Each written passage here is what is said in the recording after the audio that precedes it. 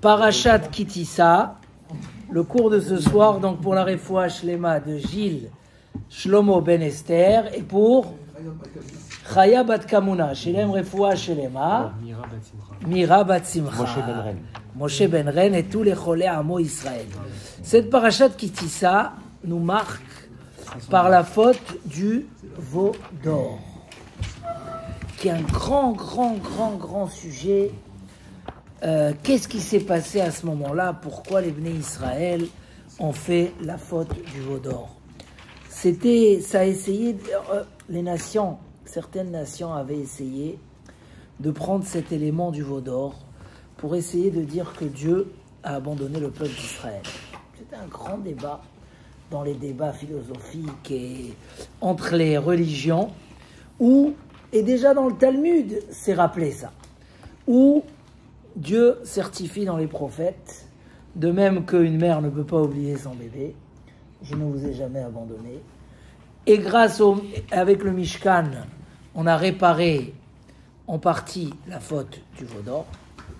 Mais ce qui interpelle, comment le peuple d'Israël, qui arrive à Naaseh Venishma, au moment du mont Sinaï, on les a comparés à des anges, où Dieu il a dit, ça y est, c'est vous que je choisis. Il y a eu l'alliance, peut-être une conversion. Il y a eu tout le peuple d'Israël à partir du mont Sinaï, comme nous explique le livre Mahalot HaTorah, que jusqu'au mont Sinaï, il pouvait y avoir 1, 2, 3 nations, quand Dieu il a proposé la Torah au monde. Mais à partir du mont Sinaï, c'est terminé. Il y a une seule nation.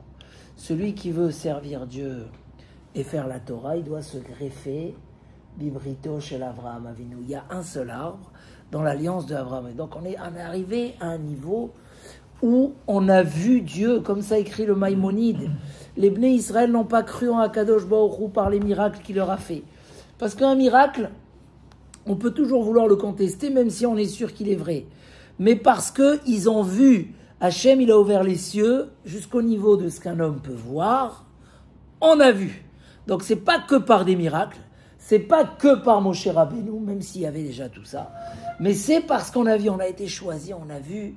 Il y a un verset comme ça dans le Chumash Devarim qui dit Ata hor etaladat ki Hachem wa Elokim. Toi, tu nous as montré qu'on puisse voir de nos yeux que Hachem wa Elokim en od milevado. Il n'y a pas d'autre que lui. On l'a vu, Rachid dit Dieu, il leur a ouvert les cieux. Il leur a montré tout ce qu'un œil humain pourrait voir. D'accord? Comment? Quelques moments après, dans le même endroit, au mont Sinaï, ils vont faire la faute du veau d'or. C'est un sujet... Et d'autant plus que tous les commentateurs posent la question, ils disent, mais quand un homme, il régresse, comment il travaille le Yetzer Hara, Stéphane? Est-ce que tu connais comment il travaille le Yetzer Hara? Il a une méthode. Il ne vient pas chez un homme et il dit, ça y est, tu trembles, tu fais idolâtrie. Petit à petit, il refroidit. Ayom Omer Lokar, Machar Omer Lokar. Aujourd'hui, il dit comme ça, demain comme ça. Un jour après, il va faire l'idolâtrie. Mais parce qu'il a fait descendre une grande partie des gens qui ont abandonné la Torah, en revenant des pays du Maghreb, c'est parce qu'ils étaient dans un endroit où il n'y avait plus de Torah, plus de connaissances. Et doucement, ils ont perdu l'importance, tu vois. Quand on étudie les halachot Shabbat comme ce soir, c'est pas que le fait qu'on a appris le sujet de la cuisson, ou la semaine d'avant on a appris le Coran de moudre, ou la semaine, c'est que ça nous remet les valeurs en place, ça te rappelle que Shabbat c'est important. Et pour un nouveau qui arrive au cours, il dit oh là, c'est quoi ces histoires, remuer, machin, klirichon. Ah, ça rappelle que la halacha, c'est la sagesse divine, chaque détail il est construit avec une analyse, donc ça nous permet. Mais le Yetzer Hara, qu'est-ce qu'il fait? Doucement, tu oublies, tu connais plus, tu entends plus, au fur et à mesure. C'est qu'un jour, tu fais plus Shabbat. Comment c'est possible? Mais c'est par dégradation. Comment ça se fait que dans la faute du veau d'or, boum, ça s'est fait d'un coup? Alors, exceptionnellement, on va étudier le sujet. On va revenir au début de la paracha. Mais on va étudier le sujet.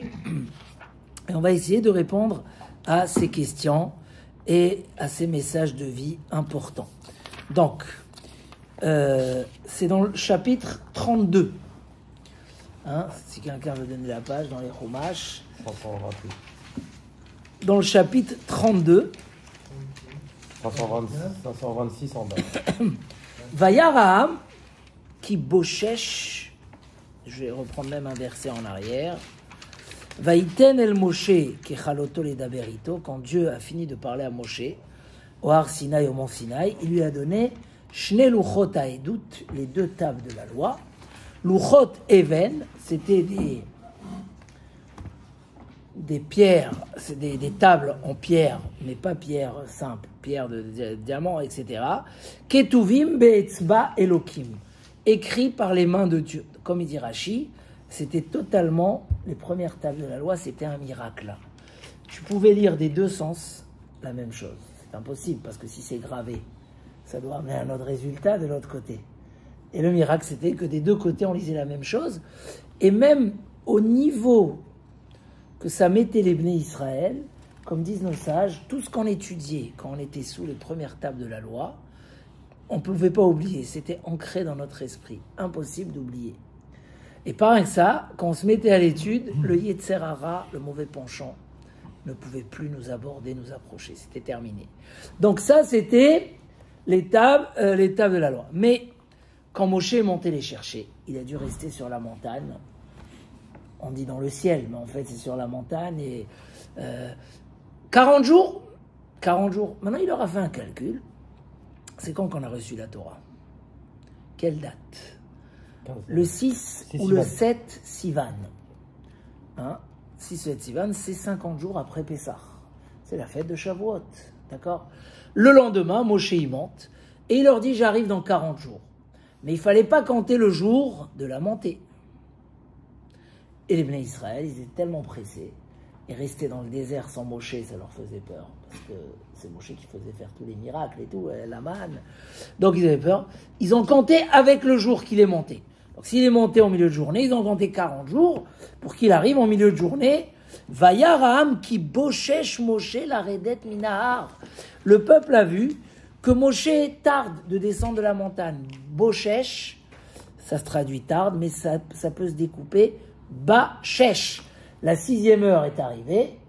Donc ça y est, il a fait un circuit, si tu prends par circuit de 24 heures. Il a fini les 40 jours et il ne revient pas.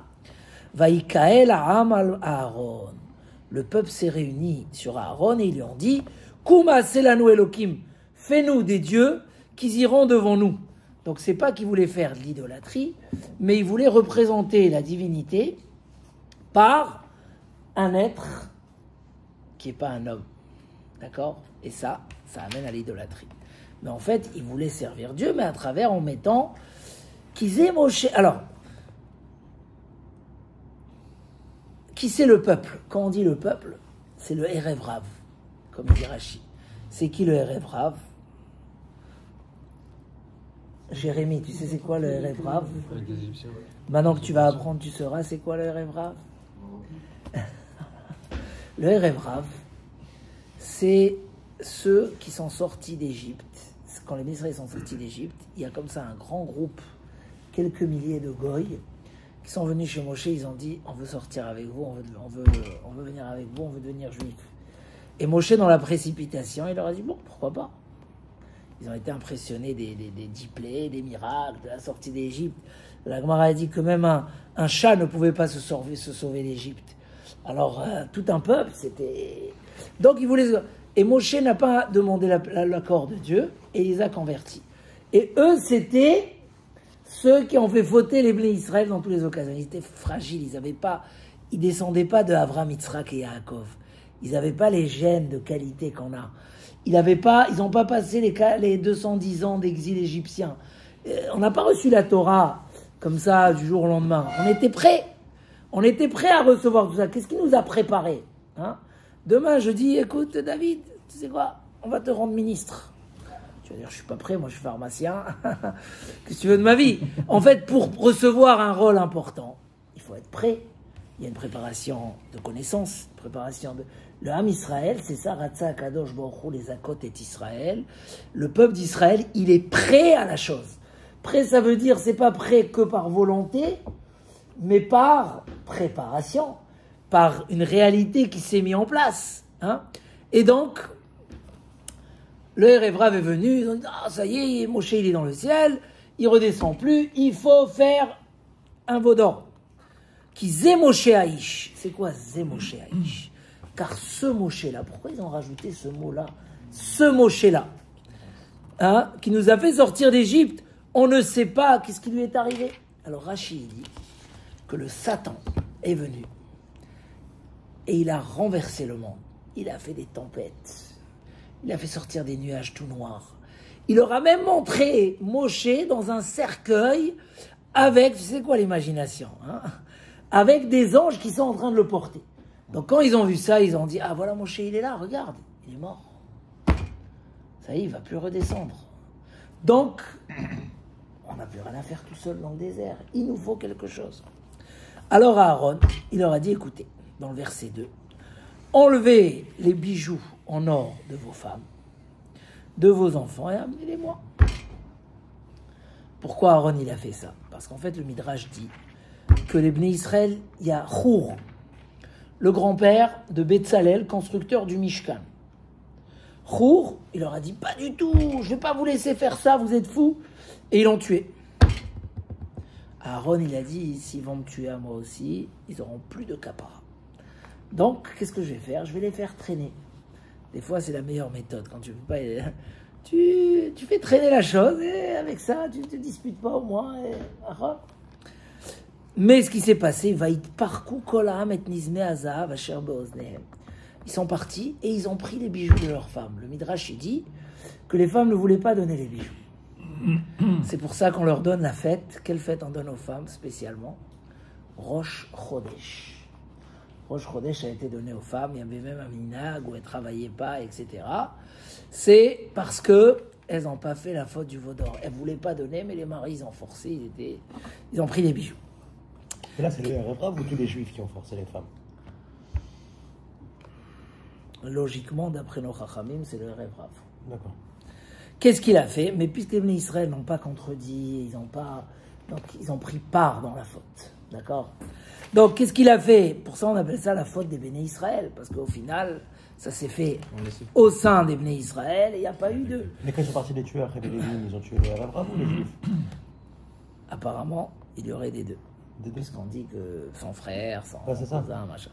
Bref, il a commencé à dessiner l'or pour Vaya Seou et le Gel Masecha. Ils ont amené rapidement. Ils ont jeté tout l'or ils ont jeté aussi, d'après le Midrash, la barre en or que Moshe avait jetée dans l'eau pour faire monter le cercueil de Yosef du Yamsouf, de la mer Rouge. Et il avait marqué dessus, allez Chour. Yosef a dit qu'il s'appelait Chour. Chour, c'est le taureau. Et ils ont jeté ça dans le feu, et c'est sorti un Hegel, un veau. Ils ont dit, Ele Elohecha Israël, Asher Elocha Meret Mitzrayim. Voici tes dieux Israël. Tu vois, il parle à Israël en fait. Ele Elohecha. Donc on voit que c'est le Erev Rav qui parle à quelqu'un d'autre. Voici ton Dieu Israël qui t'a fait monter d'Égypte. Bon, même quelqu'un qui est tordu, il ne peut pas dire qu'il t'a fait monter l'Égypte, parce qu'ils savent. Donc c'est la preuve du Nachmanide, qu'il ne voulait pas leur proposer une idole, il voulait leur proposer une représentation de Dieu. Mais ça aussi, ça s'appelle une idole. Pour ça, ils ont dit, voilà, le Dieu qui nous a fait sortir d'Égypte, il se représente au-dessus de ça. Aïe, aïe, aïe. Ils ont jeté tout et c'est sorti d'un coup directement fait le avec de la sorcellerie, c'était des grands sorciers en Égypte. C'est pour ça que ça a mis une journée parce que je comprenais pas. Ah oui. C'est Aaron qui a jeté dans le feu? Non, c'est le Erev Rav. Aaron, il a essayé de les retarder. Et ils ont jeté, c'est sorti le veau d'or. C'est écrit Vaïkar Miyadam. Il a pris, il a dessiné. C'est qui Vaïkar? C'est Aaron? Aaron. Mais c'est marqué que c'est le Erev Rav qu'ils ont jeté dans le feu. Bon, Aaron, il a vu ça, il dit, maintenant qu'est-ce que je fais? C'est allé trop vite. Il a construit un autel devant lui. Et il a dit, demain matin, on va faire la fête. Comme ça, il a dit, d'ici demain matin, Moshe il va arriver. Mais Moshe, il arrivera demain que à 6 heures. Ça veut dire au milieu de la journée, à Chatzot. Vayashkimu mimachorat, ils se sont levés le lendemain matin. Ils ont fait des sacrifices. Et le peuple s'est assis. Ils ont commencé, Vayakumu letzachek. Et ils ont commencé à s'amuser autour du veau d'or. S'amuser quand la Torah a dit, c'est pas un très bon langage. Rashi dit, c'est les mœurs, ça veut dire que ça a mal tourné. Parce que souvent quelque chose qui n'est pas dans la Kedusha, qui n'a pas un sens, ça tourne toujours vers la légèreté. Et là, ça devient dangereux. Alors, Hachem, il appelle Moshe dans le ciel et lui dit, L'Echred, descends de tes qualités, qui shichet amcha, ton peuple a fauté. Rashi dit, c'est qui ton peuple? C'est le Erevrav que tu as accepté. Sarum maher minaderer, dans le verset 8, ils ont dévié vite. Ça fait pas longtemps qu'on a reçu la Torah. On est dans combien de temps après? On est 40 jours après le Mont Sinaï. Ils sont partis, c'est le 17 Tammuz. Ils ont fait une idole. Ils se sont prosternés. Et ils ont dit, c'est en Dieu. Alors Hachem, il dit à Moshe, regarde, je vois ce peuple-là, c'est un peuple chez Oref, un peuple têtu. Laisse-moi, je vais les exterminer. Et je ferai de toi un très grand peuple. C'est-à-dire, Akadosh Baruch Hu, il propose à Moshe Rabbeinu d'exterminer le peuple d'Israël. Ah, mais il a promis à Abraham, Yitzhak et Yaakov que de leur descendance, il y aura un peuple, le peuple élu, et la terre d'Israël, et tout ça. Il dit à Moshe, je vais le faire sortir de toi. Toi, tu n'as pas fauté. Est-ce que Moshe, il accepte? C'est pas mal comme proposition. Ben, là, on a toute la prière de Moshe Rabbeinu. On va sauter les 2 psukim, que Moshe, il n'est pas d'accord. Moshe, il va même demander, efface-moi de ton livre et pardonne au Bnei Israël. Pas un qu'il n'accepte pas la proposition. Il dit, efface-moi de ton livre et pardonne. Est-ce que Moshe, il a été effacé, Noam? Bien sûr que non. Ça là, au contraire. Quand quelqu'un, il demande au père, efface-moi et sauve tes enfants, le père, il va le... Hein, au contraire. Mais quand même, dans Parashat Tetzavé, la Parashat de la semaine dernière, c'est la seule Parashat, depuis que Moshe, il rentre dans la Torah, qu'il n'y a pas le nom de Moshe dans toute la Parashat. La Parashat de la semaine dernière. Sur toute la Parashat, il n'y a pas le nom de Moshe. Alors, il y a qui voient ça comme une punition, mais la majorité voit ça comme une récompense. C'est-à-dire que Moshe, il a brillé aussi dans le silence. Vous savez, cette notion de celui qui brille par son silence, c'est encore plus fort que celui qui brille par ses paroles. Que c'était ça la qualité de Moshe, de dire, voilà, il a voulu s'effacer. En tout cas, on va continuer l'histoire et on va essayer un petit peu de commenter. Peut-être que je me trompe, hein, je ne suis pas sûr, mais c'est pas... Ils ont fait le veau d'or, Moshe il les a vus, il n'était pas content, il a cassé les tables. C'est pas comme ça que ça s'est passé. Entre les deux, il y a une discussion dans le ciel. Donc il était au courant. Ouais. Mais on verra qu'est-ce qui a changé quand il est descendu. D'après le Midrash, Moshe il a insisté de prendre les tables de la loi quand même. Hein, il y a même un Midrash comme ça, étonnant, il ne faut pas le comprendre tel qu'il est dit. Que Dieu tenait les tables de la loi à 20 cm, Moshe les tenait à 20 cm, et au moment où il était en train de les prendre, ils ont fait le veau d'or, Dieu voulait les reprendre et Moshe les a tirés. Bon, il ne faut pas le comprendre comme il est dit, mais ça a une profondeur. Donc Moshe, il a pris Rod et est descendu, mais il avait un espoir de faire tchouva au Béné Israël. Mais qu'est-ce qui s'est passé quand il est descendu? Là, on va compléter par rapport à ta bonne question. Verset 15. Vaïfen Moshe Minahar. Moshe, il descend de la montagne. Ah, Jackie. Oui. Moshe, il descend de la montagne. Il a les 2 tables dans ses mains. Luchot, Ktuvim, Mishte, Evrehem. Ils étaient écrits des 2 côtés, comme on a dit. Miseu, Misem, Ketuvim. Ils avaient la même écriture des 2 côtés. C'était des tables de loi contenues par le miracle. Ve'aluchot, Maase Elokim Hema. Ils sont faites par Dieu lui-même. L'écriture, c'est une écriture de Dieu. Les Harut gravés sur les Luchot. Et nos Chachamim disent, quand on dit Harut en hébreu, c'est gravé, mais c'est aussi Cherut. C'est quoi Cherut, Dan? Libre. Que quand ils ont reçu ces tables de la loi, ils étaient libres de l'ange de la mort, libres du Satan. C'est-à-dire que la mort n'existait plus dans le monde. Elle a été annulée pour les Bnei Israël à ce moment-là. S'ils n'avaient pas cassé ces tables de la loi, il n'y aurait plus eu la mort, il y aurait eu la réparation complète. Charut, Cherut. Et là, Vaishma Yoshua et Kol Ha'am Bereo. Yoshua, il a entendu le bruit du peuple. Pourquoi? Où il était Yoshua à ce moment-là? Juste en bas de la montagne. Il attendait en bas de la montagne. Yoshua, c'était un gourmand. C'est bien d'être gourmand dans la vie, dans les bonnes choses. Il a dit, je veux recevoir Moshe direct quand il descend. Donc il est parti tout seul. Et il a attendu 40 jours en bas de la montagne. Ça l'a sauvé de la faute. Et la Gemara dit même qu'il y avait un miracle, que la manne tombait pour lui là-bas, parce que la manne est tombée dans un endroit. Et lui, il était à l'écart. On lui a envoyé la manne là-bas. Et donc, quand il voit Moshe Rabbeinu arriver, il dit à Moshe, Kol milchama ba'machane, je sais pas, il y a une voix de guerre. J'entends des bruits, des machins. Vayomer Moshe, donc c'est la preuve que Moshe savait déjà. Moshe, il lui répond, il lui dit, En kol anot gevora. C'est pas des voix de puissance. C'est pas des voix de faiblesse. C'est la voix de la souffrance du Anochi Hashem Elokecha.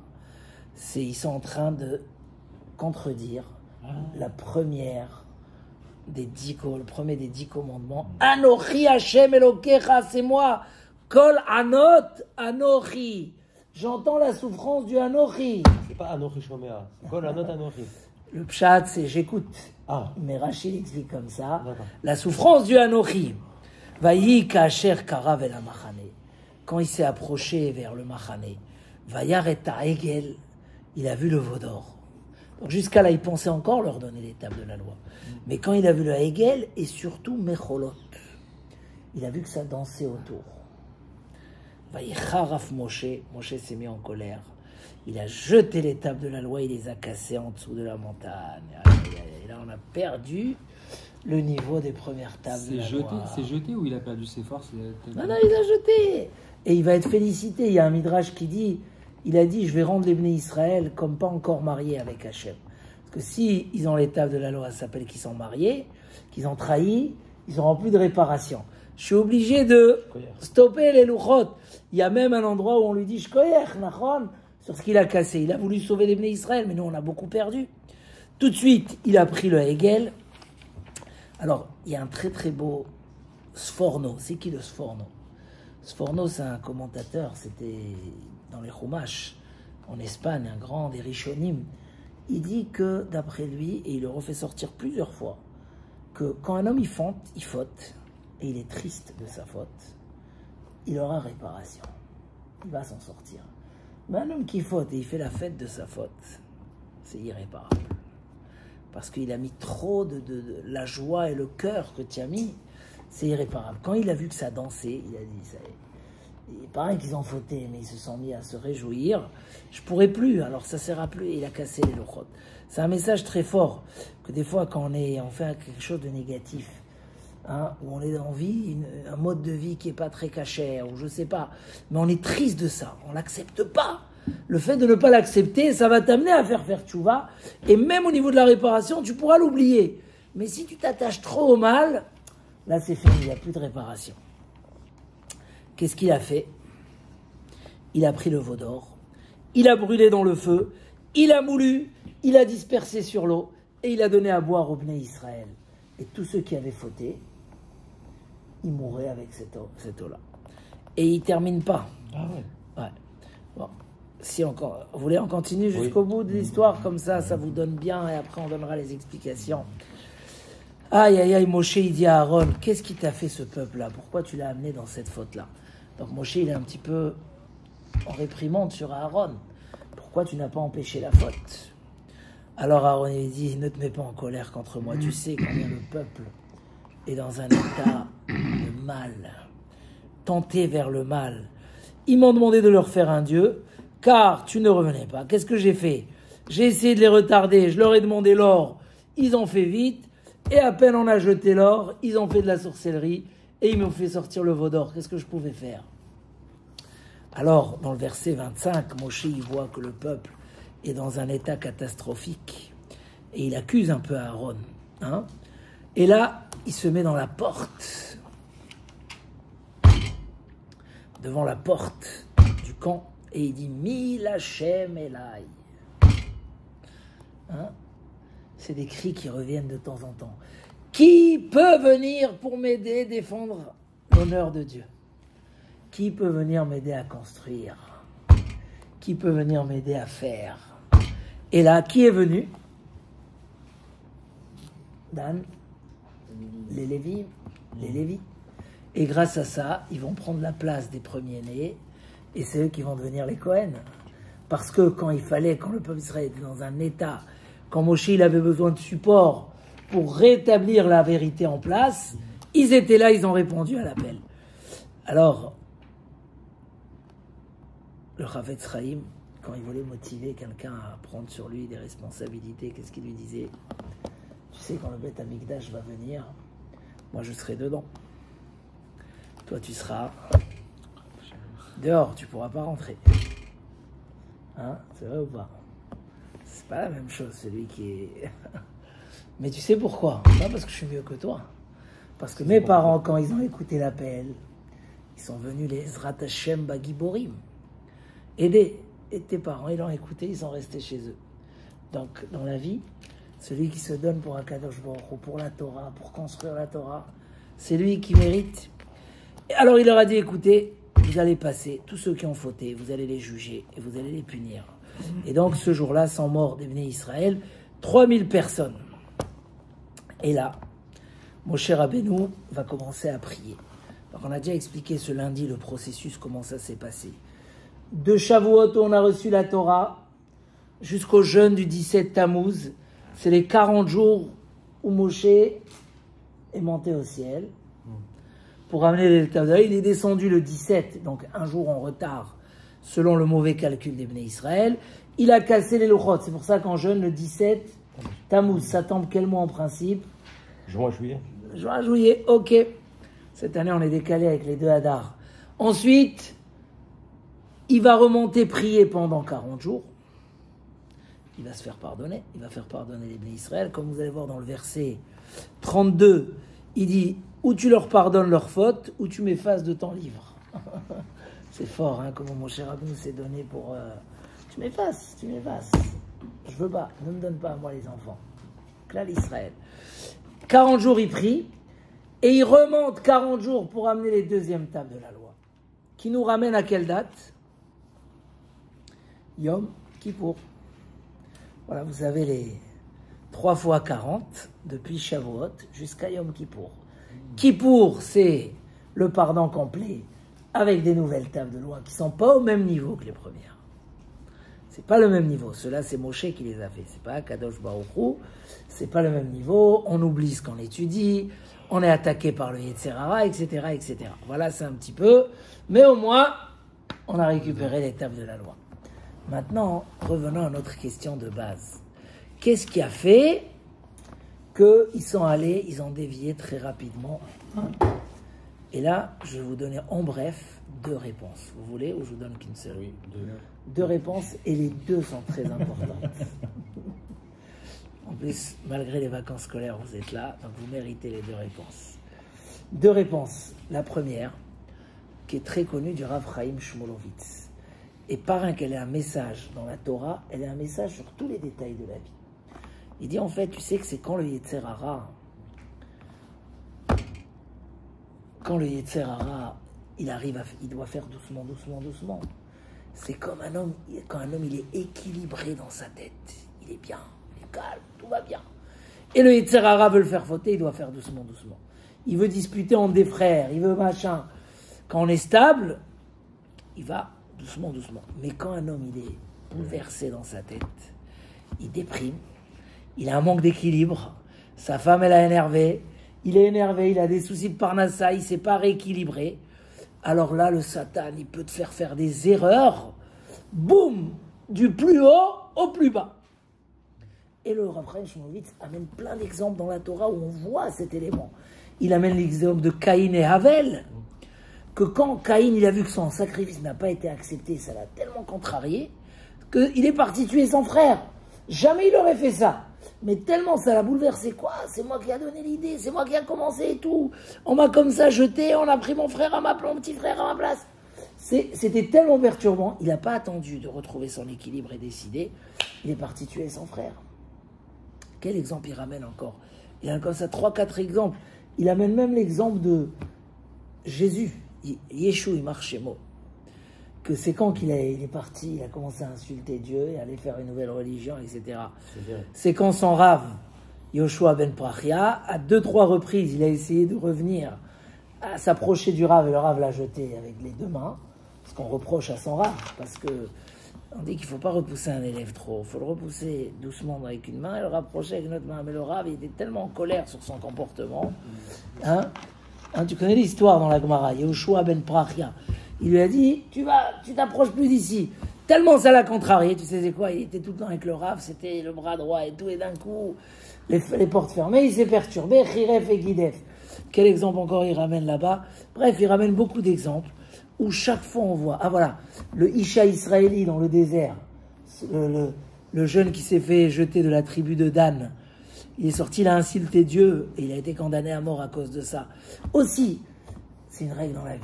Au niveau spirituel, c'est très vrai.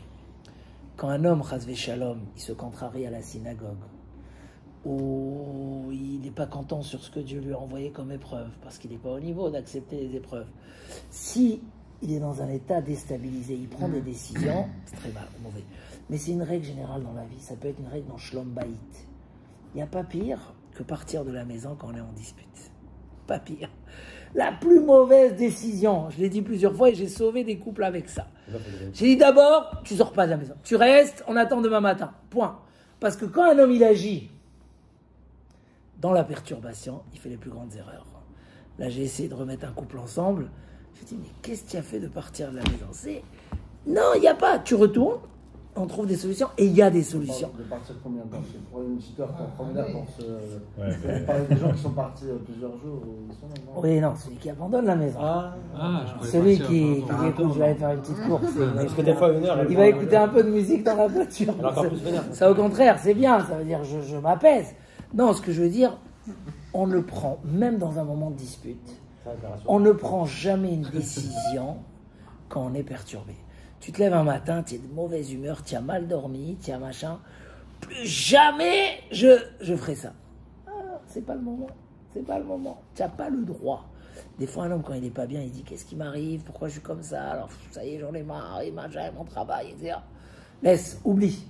Tu attends. Dès que tu es bien, dès que tu as pris les 2 cafés et que tu es déjà bien et tu retrouves ton équilibre, parce que les Bnei Israël, on voit qu'ils ont fait vite. Naron, il dit pourquoi? Parce que puisque le Satan, il leur a montré comme ça, ils étaient quand même seuls dans le désert. Leur seul lien avec Akadosh Baruch Hu, c'était Moshe Rabbeinu. Le Satan, le fait qu'il a mis toute cette ambiance, déjà il n'était pas bien sans Moshe.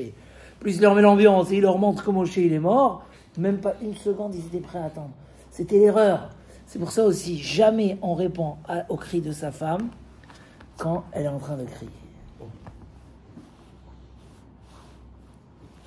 Et même si ça l'énerve, il donne l'accord. C'est pas grave. Ah bon? S'il faut donner des mots pour... c'est déjà un autre niveau. Si tu veux jouer sans jeu, c'est un autre niveau. Mais déjà... Et dès que ça se calme, tu commences à parler.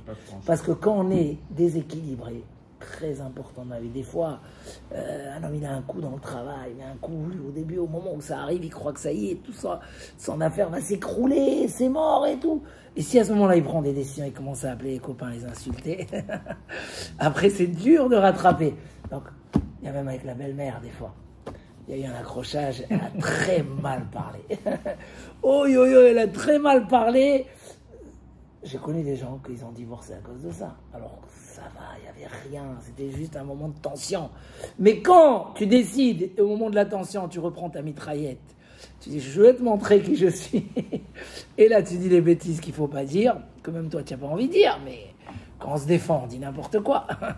Et là, non, ça on apprend. Tant quand je ne suis pas en équilibre, je n'ai pas à répondre. Si tu te sens vraiment en équilibre, là, tu peux commencer à prendre des décisions. Ça, c'est le premier yesod. Le deuxième yesod, c'est celui du Maharal. Le Maharal, il explique quelque chose de profond, je n'aurai pas le temps de développer, mais peut-être juste donner un petit peu sa touche. Il dit en fait, ça s'est passé comme ça, parce que les Bnei Israël, ils sont montés en haut, très haut. Ils n'avaient pas assez d'équilibre. Et le Satan les a poursuivis dans cet endroit-là. Où, c'est pas un problème d'équilibre comme Raphaël Shmulevitz. C'est-à-dire qu'ils sont montés très haut, ils se sont fait attaquer là-bas, et ils n'avaient pas les outils qu'il fallait. Je vous donne un exemple, un homme par exemple, il a fait des très grandes affaires, il a réinvesti avant que les banques soient avec lui. Donc il réinvestit tout, d'un coup il a besoin d'argent, et tout va craquer, pourquoi? Parce qu'il est très haut, et on parle de dimensions très larges, et il n'a personne pour le supporter, donc c'est pas possible. Il dit justement, les Bnei Israël, ils n'avaient pas encore reçu la Torah, c'est-à-dire ils n'avaient pas encore l'étude, ils n'avaient pas encore le livre de la Torah, ils n'avaient pas encore les tables de la loi.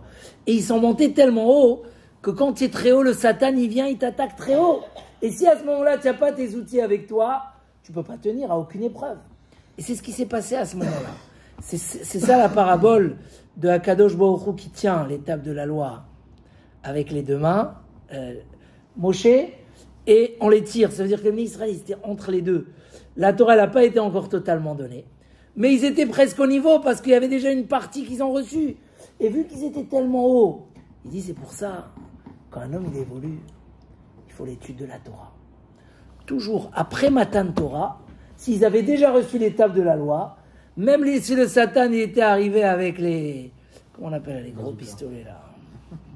Il y a un soldat à Hanana, il m'a dit que lui il fait les gros fusils à pompe. Les fusils à pompe, les gros.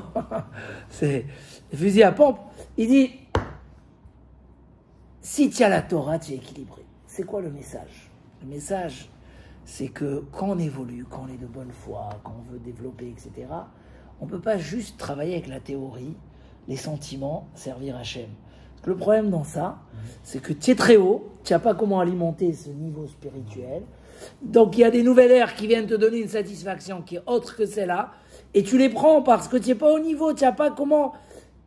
L'équilibre de l'étude de la Torah. Et ça, c'est quelque chose de très très vrai, c'est une base. Quand on a parlé tout à l'heure, un daf Ayomi par jour, un daf de Gemara par jour. Maintenant, ils ont lancé la deuxième idée, une demi-page, une feuille, non, une demi-feuille, une page, Hamoud, ou de l'étude quotidienne. Quand un homme, les gens qui évoluent le plus, c'est ceux qui mettent une étude quotidienne. Donc l'étude quotidienne, c'est déjà des cours fixes, mais c'est aussi chez soi à la maison. Quand il y a une étude tous les soirs de quelque chose, ça crée un équilibre de ton niveau spirituel. Parce que si tu n'avais rien, tu n'es pas attaqué par le mauvais penchant. Quand on est en bas de l'échelle, on ne peut pas tomber, il n'y a pas d'où tomber. Quand on évolue, c'est une réalité. Un homme qui évolue, qui est de bonne foi, qui a la émouna, quand une épreuve elle arrive, il veut la combattre, mais il a besoin des outils. Comment il fait? L'étude régulière de la Torah. Et ça, ils n'avaient pas les Bnei Israël, c'est ce qui a fait qu'ils sont tombés. Malgré tout, Akadosh Baruch Hu, il a répondu aux nations. C'est ce que je dis, c'est très important. Akadosh Baruch Hu, il a répondu aux nations qui ont refusé, qui ont essayé de dire que Dieu il les a abandonnés. Il dit non. Malgré tout, le veau d'or pour les Bnei Israël, c'était une faute occasionnelle. Ce qu'ils ont reçu la Torah, c'était leur âme. Le don de la Torah, ils n'ont pas reçu par hasard, par excitation, par perturbation, ils l'ont reçu parce qu'ils étaient prêts. Et quand ils ont dit Naase Venishma, on fait sans écouter, c'est qu'ils étaient au vrai niveau. Donc quand ils ont reçu la Torah, c'est devenu vraiment leur niveau. Et ça ne peut plus se séparer d'eux. En revanche, le veau d'or, c'était un coup de... Comment on va dire? C'est comme le 7 octobre. Un coup, tu n'es pas prêt, on arrive, on t'attaque, qu'est-ce que tu vas faire? C'est pas que tu n'es pas au niveau de combattre, c'est qu'on t'a surpris, tu es relâche, d'accord? C'est les Bnei Israël, ils ont eu la... Donc c'est quelque chose qui se sépare d'eux. Et ils ont réussi à se séparer et à recevoir les deuxièmes tables de la loi. Voilà, tout ça c'est des messages forts. L'étude régulière, l'équilibre, jamais se laisser perturber. Et comme ça, on est dans une voie sûre et saine.